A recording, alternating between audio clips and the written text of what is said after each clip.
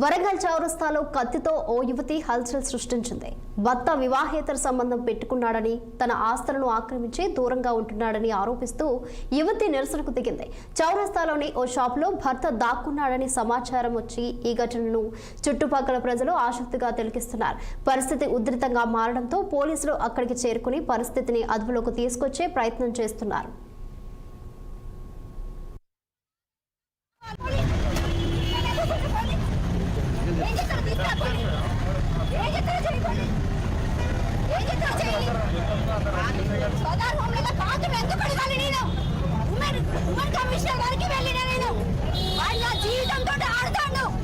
ఖచ్చితంగా నా లైఫ్ నాకు రావాలి, నా ఆస్తి రావాలి, నా పిల్లలు రావాలి. వాడు సెకండ్ మ్యారేజ్ చేసుకున్నాడు, నన్ను టార్చర్ చేస్తాడు.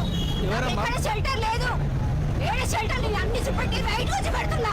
ప్రాపర్టీస్ నా గోల్డ్ అక్కడ పెట్టుకొని నా మీద తప్పుడు కేసులు పెడుతున్నాడు. దానికి మొగుడున్నాడు, ఇద్దరు కొడుకులు ఉన్నారు. అది వదిలిపెట్టి నా లైఫ్ తోటి గేమ్ ఆడుతున్నది.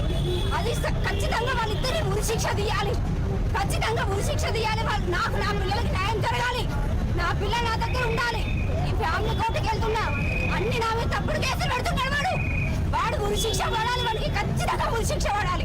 వాడు నాకు వద్దు, నా బంగారం నా పిల్లలు నా చేతికి రావాలి. ఖచ్చితంగా ఉత్తరతాడు లేకుండా చేసిన వాడు. కట్టుకున్న భార్య నేను సవితుందని సవితి ఫోన్ పెట్టిస్తాను అందరూ. నాకు ఎక్కడ షెల్టర్ లేదు, రోడ్డు మీద బ్రతికైంది. ఏం చేసుకుంటారో చేసుకోండి. వాడు శ్రీకాంత్, వాడు దొంగ వాడుతో వాడిని చంపుతా నేను చస్తా, అంతే. వాడిని చంపుతా నేను చస్తా. జరగట్లేదు, స్టేషన్ లో జరగట్లేదు, పెద్ద మనుషుల సమక్షంలో కూడా జరగట్లేదు. వాడు మాత్రం అరెస్ట్ అవ్వాలి. వాడు డీవీసీ ఉంది, వాడు నాకు రెసిడెన్షియల్ లేకుండా చేస్తాడు. ఎక్కడ రెసిడెన్షియల్ లేకుండా చేస్తాడు. ఖచ్చితంగా వాడు అరెస్ట్ కావాలి, సరెండర్ అవ్వాలి, అంతే. వాడు చావాలి, లేకపోతే నేనైనా చావాలి.